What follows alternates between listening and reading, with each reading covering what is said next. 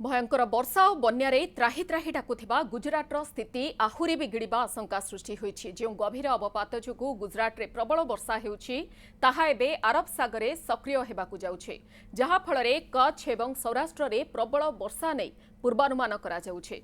गत 80 वर्ष भितरे एहा चतुर्थ बात्या जहा भूपृष्ठरे सृष्टि होई अरब सागरे भयंकर रूप नेब।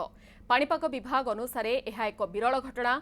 संभाव्य बात्या जोगु कच्छ, मोरबी, जामनगर, द्वारकारे प्रबल वर्षा नै ऑरेंज वार्निंग जारी करा जाइछि। एथिसह राजकोट, पोरबंदर, जूनागढ़ पई येलो अलर्ट जारी करा जाइछि। गुजरात रे लगाण वर्षा एवं बन्या वित्पात जनित मृत्यु संख्या या भितरे 35 को वृद्धि पाइलाणी। भदोदरा रे स्थिति गंभीर। बन्या प्रभावितों उद्धार एवं सहायता लगी वडोदरा रे अतिरिक्त सेना मुतयन करा जाइछि।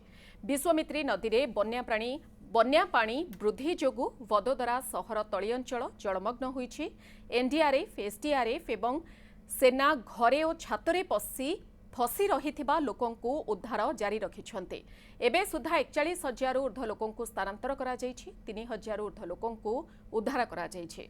राज्यर प्राय 18 जिल्ला रे बन्या स्थिति लागि रहिछि। एथि जोगु अनेक स्थान रे जोगाजोग विच्छिन्न होइछि।